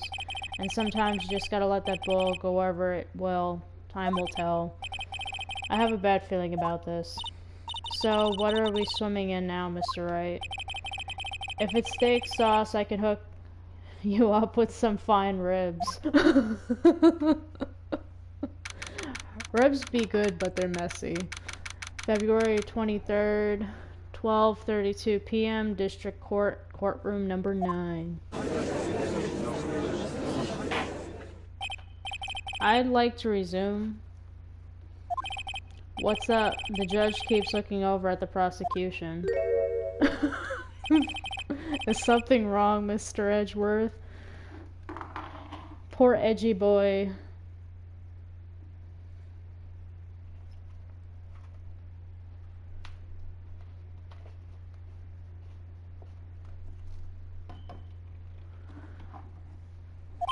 Your face is blue, your lips are purple, you're sweating bullets. That furrowed brow, those grinding teeth, those watery eyes.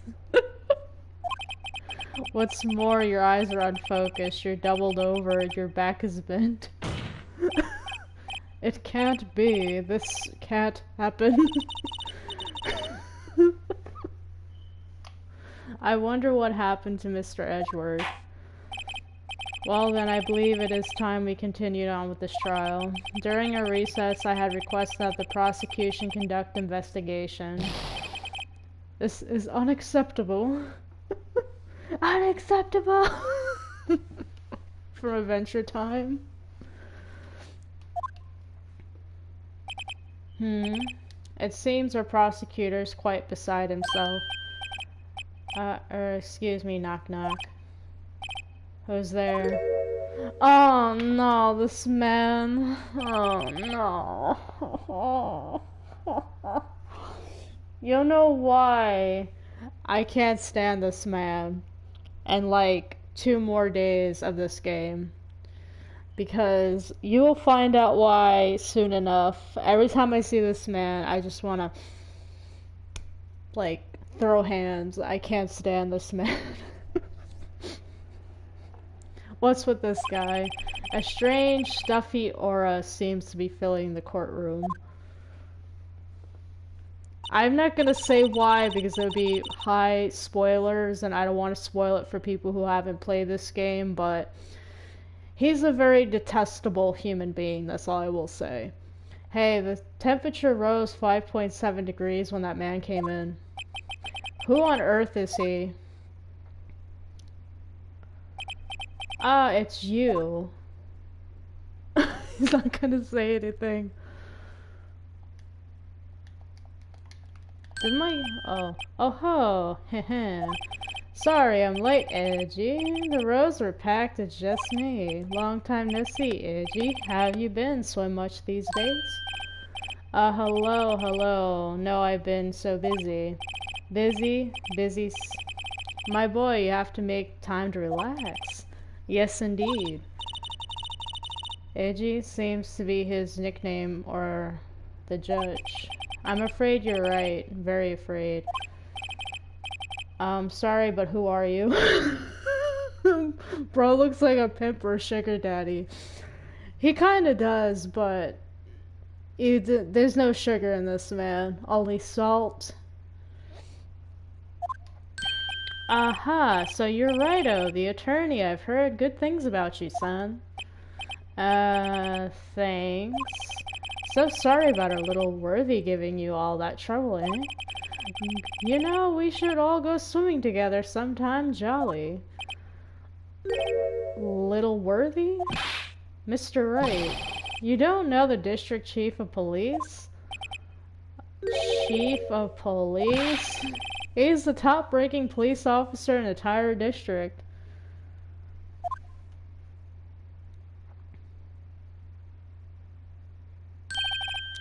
Name's Gant.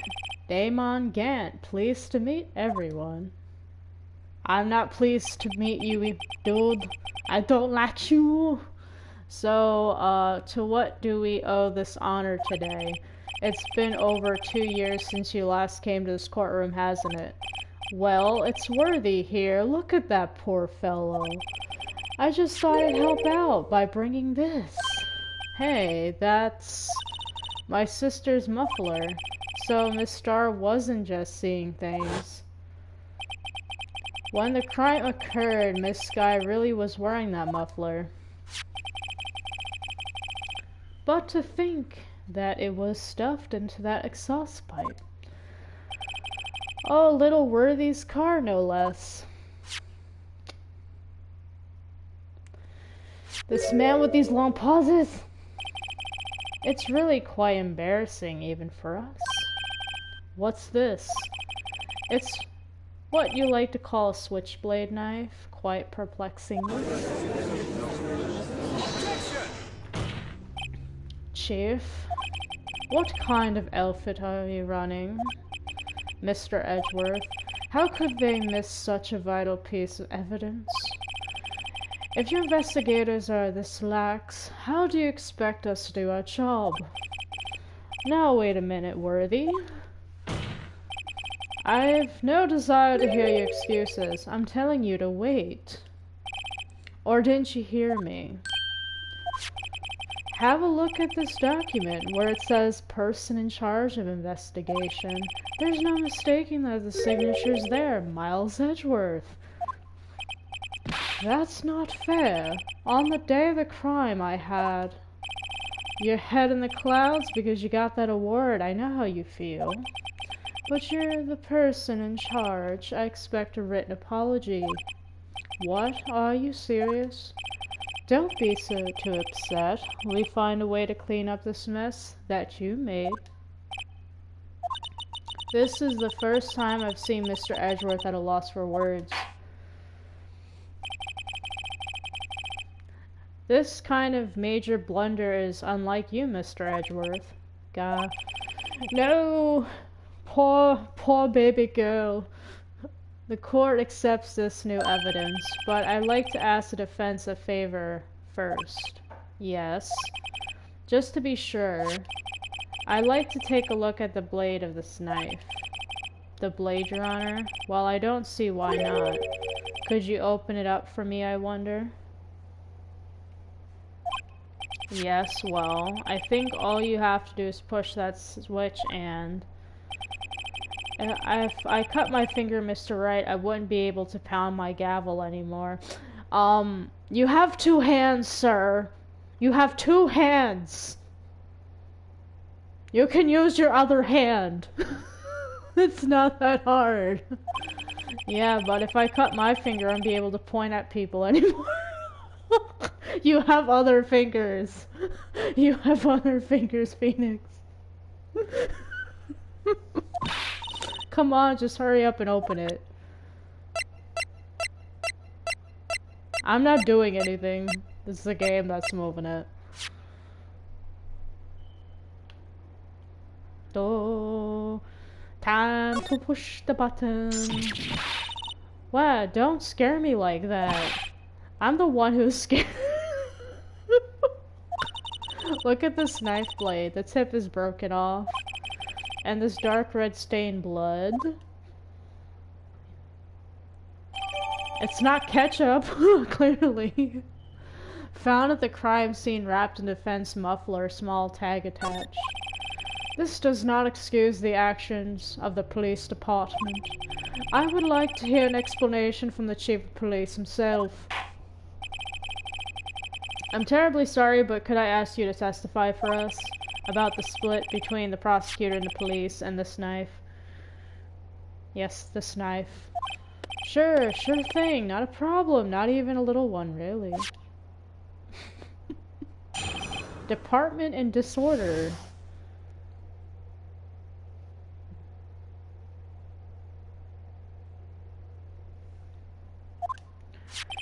This knife is special, but I can't say how here. Unless there's an evidence to prove a connection between this knife and Goodman.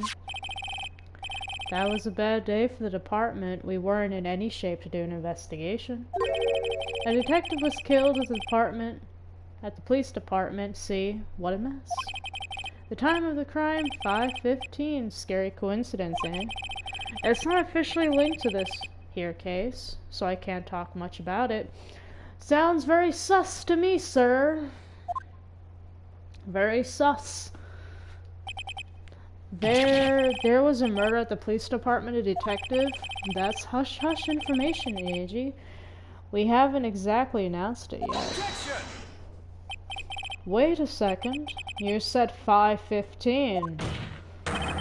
That's the exact time that Detective Goodman was killed at the prosecutor's office.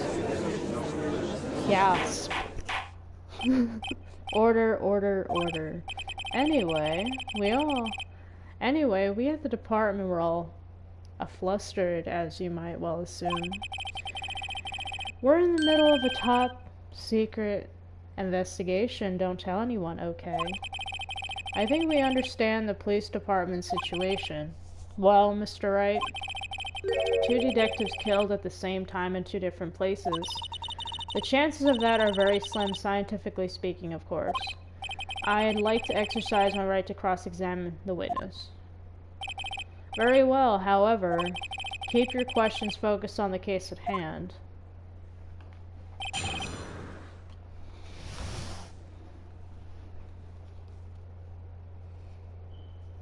Excuse me, I'm sorry.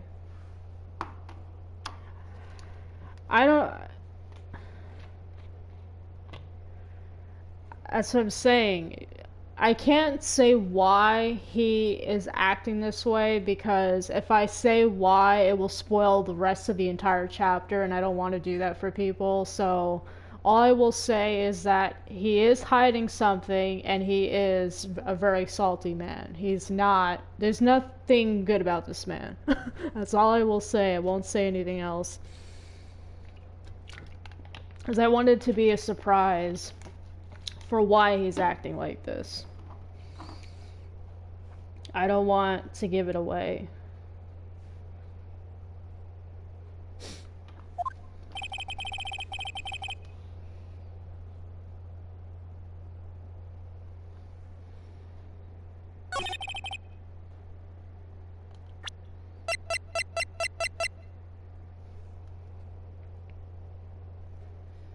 Objection!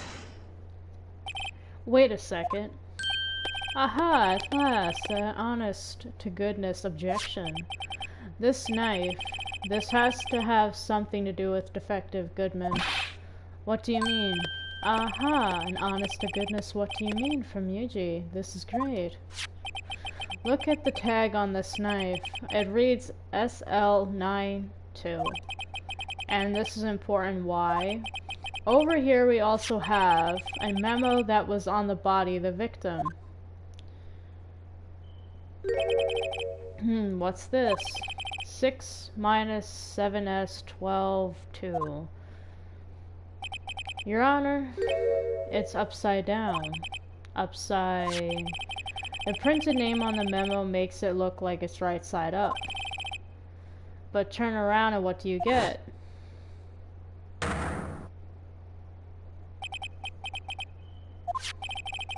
Whoever wrote this note was holding the paper upside down. SL9. That's the same thing that is written on the knife's tag. Order, order. Well, Chief. Well. I guess the cat's out of the bag. You win, righto. I win, what game is this guy playing?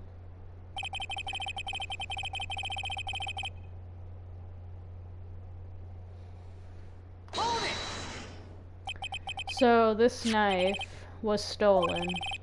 Yes, but on the day of the murder. It was evidence, you say. Was it, in fact, a murder weapon? Nice, nice, nice. Good show, little worthy. It was a murder weapon, as it happens. It was evidence from a case long since solved. So this knife was stolen on the day of the murder, and it was found in the exhaust pipe of Edgeworth's car. Hard to think there isn't a connection there.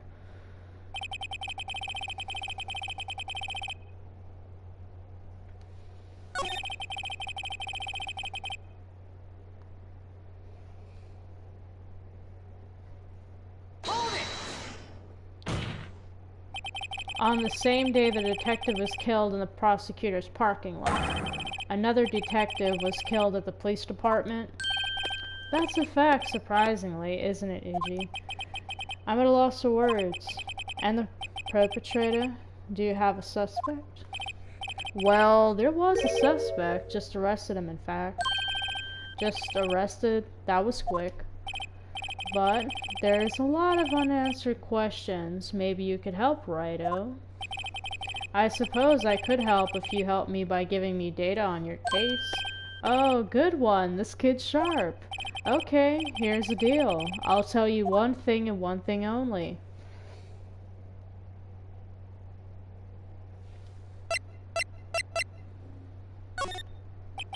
So tell me, where was the victim found?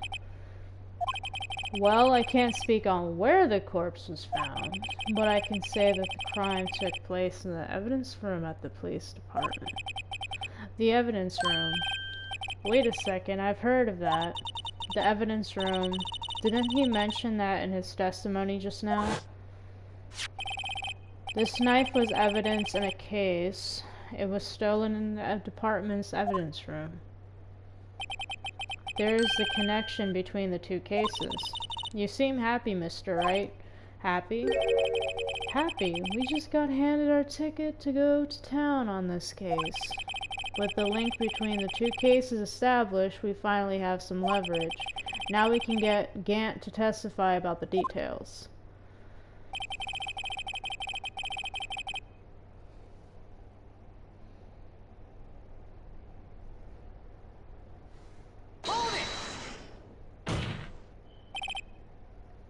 Chief, the defense position is simply this. The connection between these two cases has already been proven. You don't say. Well, out of it, righto. What's your connection? Yes, out with it, Mr. Wright. The connection is a place mentioned in the testimony we just heard. The knife found in the lot was stolen from the police department's evidence room. Not to mention the victim had on him the case number on the knife's evidence tag. And we also know that the detectives murdered at the police department. So, was killed in that very same evidence room. Indeed. There do seem to be too many connections for it to be a coincidence. Long pauses, bro. Stop. You two make a good pair. It took my men 2 days to find out what you deduced right there. Right here, Chief. I request that you release your information on the victim at the police department. See, that's the tricky part. It hasn't been announced yet, and all. Can we get the information unofficially?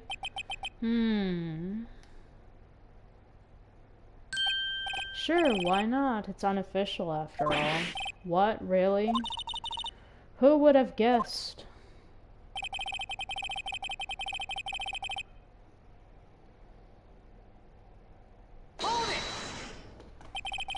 If you're going to tell us a little, why not tell us everything? Ah, well, case information is sticky stuff. You have to do everything properly. Oh, well, I guess I might as well try to get what I can... Oh, well, I guess I might as well try to get what I can out of him.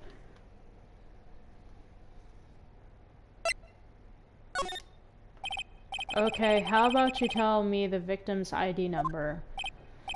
Sure, why not? It's not like you'll be able to tell who it is from that. Of course not. You won't tell me their name after all. We keep a tight lid on ID numbers, so don't go getting your hopes up. The number is Drum roll, please. 58421189. Well, that's quite long. And we have to remember these. It drives me nuts. 82. I can't do it. You didn't even get the first number right. Well, Mr. Wright, does this tell you anything? The ID number of the victim at the police department, 58421189.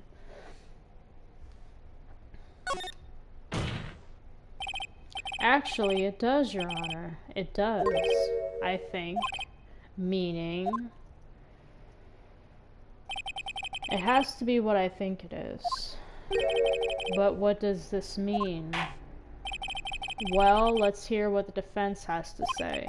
You say the ID number of the detective who was murdered at the police department. Tells you something. What does it tell you? Do, do, do, do, do, do, do. Take that! Witness. What is it, Mr. Wright? You're grinning like a schoolgirl on prom night. No, it's just I got confused. And this is news? Huh? Just come out with both guns blazing like you always do. The police department, the prosecutor's office. 2 places, 2 detectives murdered at one time. Actually, I happen to have a police ID number here. Oh ho, is it yours? No, Your Honor, I'm a defense attorney, remember? This is the ID number of our victim, Detective Goodman. Shame on you, Righto. Personnel IDs are top secret. Detective Goodman's ID number is 58421189. And this means what exactly? Huh? Wait, that ID number we heard from the chief earlier. That started with 82. I've forgotten. You didn't even get the first number right again. The number the chief of the police gave us was 58421189. Wait a second, right? What does this mean? That's what I want to know. The 2 ID numbers are identical. In other words, the detective killed in the police department evidence room was Bruce Goodman. What does our witness think about that? Oh ho! Sharp as a tack, Righto, sharp as a tack. But wait, Detective Goodman is our victim. He was killed at 5:15 in the underground parking lot. Yet a Detective Bruce Goodman was also killed at the police department.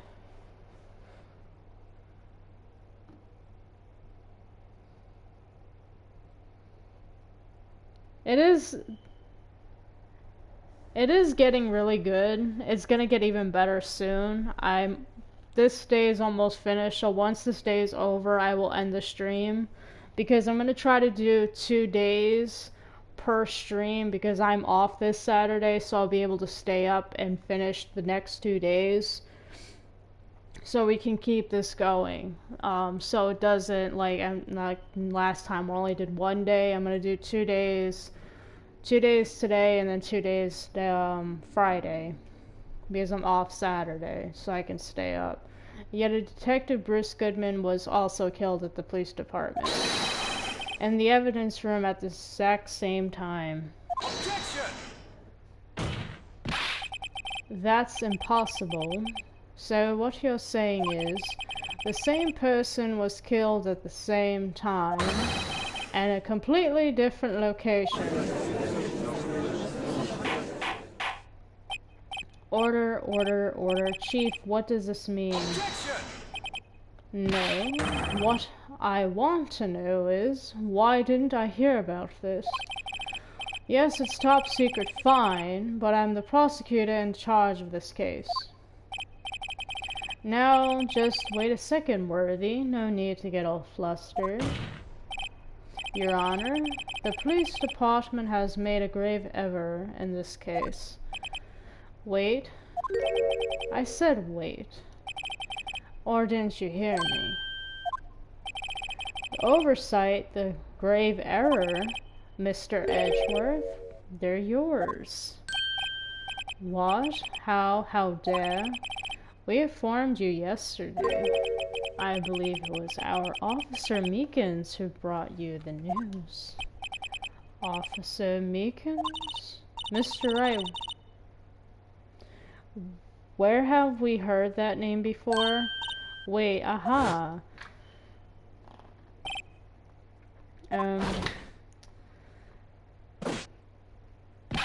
Excuse me, but is Mr. Edgeworth, anywhere on the premises? I'm here, sir, at the request of Chief, sir. I've got your report, sir. You don't mean him? According to Meekins, you didn't accept the report. Hard to believe. But your officer, he told me. He said that the report had nothing to do with the Lana Sky incident. Detective Bruce Goodman murdered in the police department evidence room. Mr. Edgeworth, the victim's name is written right on the top of the report. Why didn't your officer tell me? Honestly, I'm not sure if the officer was capable of making the connection. He did seem challenged. In any case, this is a serious error, a gross negligence on your duty on your part, Worthy. Objection! But, sir, you could have submitted that report this morning to the court as evidence. Then more long pauses from this man that has such a punchable face. No such luck this time, Worthy, or should I say, unworthy. What? Now, what was the second rule of evidence law? Well, Mr. Wright, huh? Oh, well, it's, Rule 2, unregistered evidence presented must be relevant to the case on trial. And how is this rule relevant? Normally, you submit a list and evidence to be used in court before the trial. This report wasn't on that list. So, what does this mean? I couldn't submit this evidence until a connection was proven in court. The connection was just proven by Righto over there. Good job, Righto, my boy. I was just doing my job. No. No!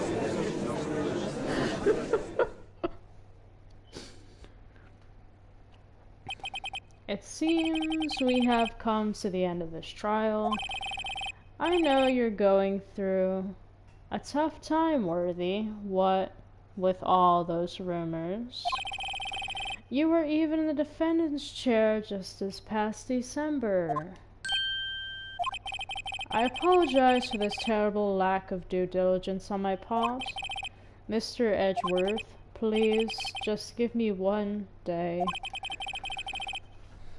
I'll get to the bottom of what happened if it's the last thing I do. You better get results this time, really. You have my profound apologies, sir. Poor Mr. Edgeworth. Yes, poor baby girl. I don't think there's ever been an error this serious in the history of this court. I will grant one further day as the prosecution has requested. With that, will that be sufficient, Mr. Edgeworth?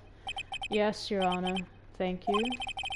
Whatever your punishment for this is, for your sake, I hope it's not decisive. Very well, court is adjourned. Yay. To be continued. Well, I hope you guys enjoyed this video. I had fun. I hope you guys had fun too. I will be continuing this on Saturday since I'll be off. Not Saturday, Friday. Alan will be tomorrow, and Alan will be on next Saturday. Well, I hope you guys have a good day or night depending on where you live. I will see you guys tomorrow night with Alan Wake, or as I like to call him, Al Sparkles. Toodles.